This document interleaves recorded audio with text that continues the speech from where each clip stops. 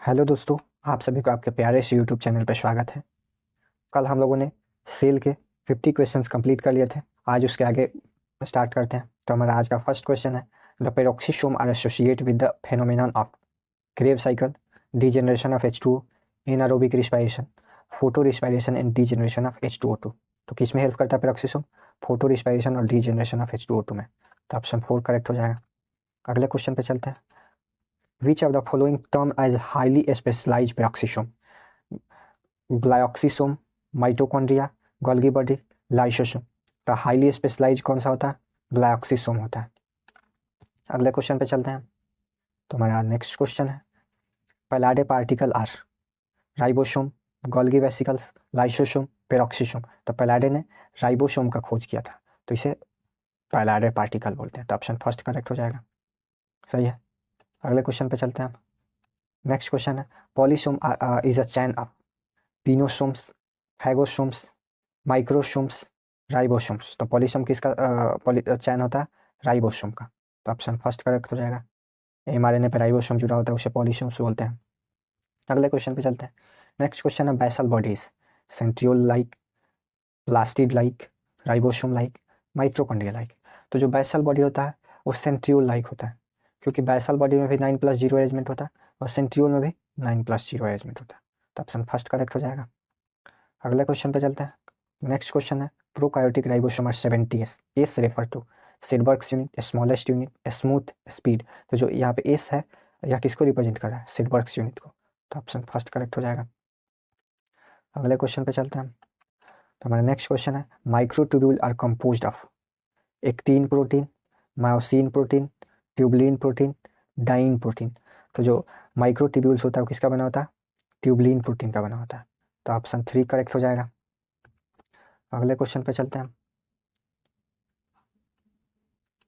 Next question है, arrangement of microtubule in centriole is 9+2, 2+9, 11+0, 9+2। तो अभी बोले कि सेंट्रियोल और बेसल बॉडी में 9+2 होता है, तो ऑप्शन 4 करेक्ट हो जाएगा।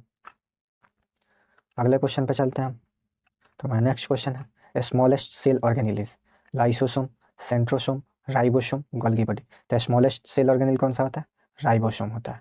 तो ऑप्शन 3 करेक्ट हो जाएगा। अगले क्वेश्चन पे चलते हैं। Next question, 70S type of ribosome are found in prokaryotic cell, prokaryotic cell, chloroplast and mitochondria, mitochondria, nucleus, mitochondria. तो जो 70S राइबोसोम होता है वो कहाँ प्रेजेंट होता है? प्रोकायोटिक में भी होता है, क्लोरोप्लास्ट में भी होता है और माइट्रोकॉन्ड्रिया में भी होता है। तो ऑप्शन 2 करेक्ट हो जाएगा। सही है। अगले क्वेश्चन पे चलते हैं हम। तो हमारा नेक्स्ट क्वेश्चन है, the ribosome are made up of DNA protein, RNA protein, DNA plus RNA, only protein. तो जो राइबोसोम होता है किसका बना होता है? आरएनए प्रोटीन का। तो ऑप्शन 2 करेक्ट हो जाएगा। अगले क्वेश्चन पे चलते हैं हम। तो नेक्स्ट क्वेश्चन है, cilia and flagella both have 9+2 arrangement of microtubule, are protective structure in cell, are only present in protozoa animal, are outer growth of structure of cytoplasm. तो 9+2 अरेंजमेंट तो दोनों में होता है, तो ये तो करेक्ट हो जाएगा। प्रोटेक्टिव स्ट्रक्चर तो होता नहीं है, तो इनकरेक्ट हो गया। ओनली प्रोटोजोआ एनिमल तो ऐसा तो है नहीं, जितने यूकारियोट है सब में प्रेजेंट होता है, तो ये भी गलत हो गया। और outer growth structures of cytoplasm, cytoplasm का आउटर ग्रोथ नहीं होता है, फर्स्ट करेक्ट हो जाएगा। अगले क्वेश्चन पे चलते हैं हम। क्वेश्चन है, here is Sedgwick's unit stand for sedimentation coefficient, then what are A and B for eukaryotic cell? तो A बड़ा वाला है तो 60S होगा, B छोटा वाला है तो 40S होगा। तो ऑप्शन 2 करेक्ट हो जाएगा। अगले क्वेश्चन पे चलते हैं। तो हमारा नेक्स्ट क्वेश्चन है, genome is part of chromosome, half part of a chromosome, total DNA in cell, total chromosome in gamete. तो जो जीनोम होता है यह टोटल क्रोमोसोम होता है इन गैमेट में। सही है। तो ऑप्शन 4 करेक्ट हो जाएगा। अगले क्वेश्चन पे चलते हैं।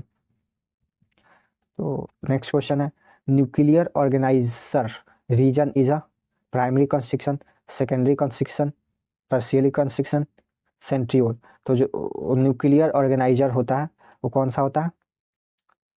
सेकेंडरी कंस्ट्रक्शन होता है। तो ऑप्शन 2 करेक्ट हो जाएगा। अगले क्वेश्चन पे चलते हैं।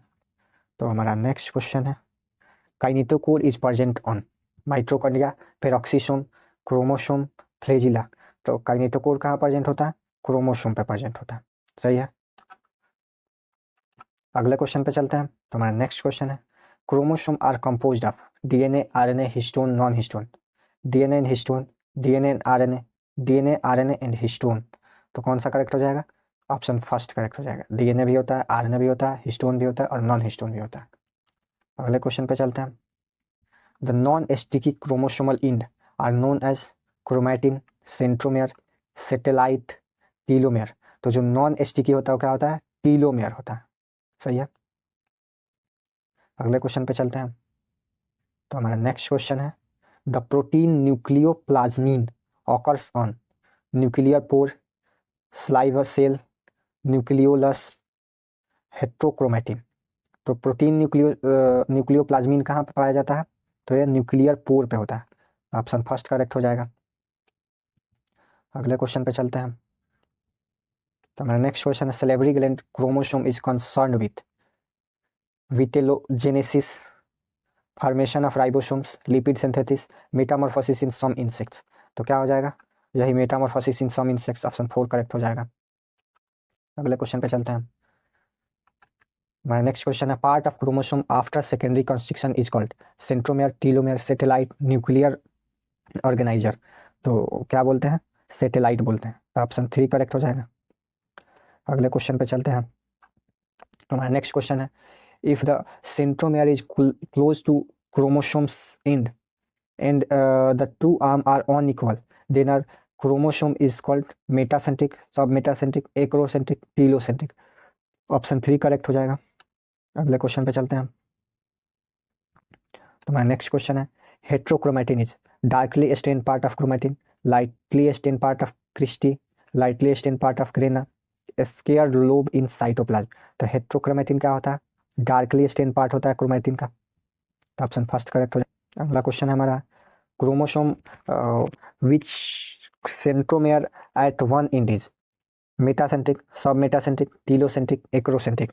तो क्रोमोसोम वन इंड पे होगा सेंट्रोमेयर, तो उसे हम टीलोसेंट्रिक बोलते हैं। तो ऑप्शन 3 करेक्ट हो जाएगा। तो अगले क्वेश्चन पे बढ़ते हैं। तो हमारा नेक्स्ट क्वेश्चन है, the telomere of eukaryotic chromosome consist of short sequence of cytosine rich repeats, adenine rich repeats, guanine rich repeats, thymine rich repeats. तो कौन सा हो जाएगा? तो हमारा ग्वानिन रिच रिपीट करता है। तो ऑप्शन 3 करेक्ट हो जाएगा। अगले क्वेश्चन पे चलते हैं। तो हमारा आज का लास्ट क्वेश्चन है, protein synthesis in an animal cell occurs on ribosome present in cytoplasm as well in mitochondria, on ribosome present in the nucleus as well as in cytoplasm, only on ribosome attached to the nuclear envelope and endoplasmic reticulum, only on the ribosome present in cytosol। तो क्या होता है? on ribosome present in cytoplasm as well as in mitochondria। सही है। तो इसको यहीं पे एंड करते हैं। अब कल सेल का हम PYQ करेंगे और उसके अगले दिन थोड़ा हाई लेवल के क्वेश्चंस रहेंगे सेल के, मतलब 3 डेज सेल के समथिंग 180 क्वेश्चंस कंप्लीट होंगे और इस तरह से एग्ज़ाम तक हम हर चैप्टर के लगभग 200 क्वेश्चन कर लिए होंगे। तो थैंक्स फॉर वॉचिंग, मिलते हैं अगले वीडियो में।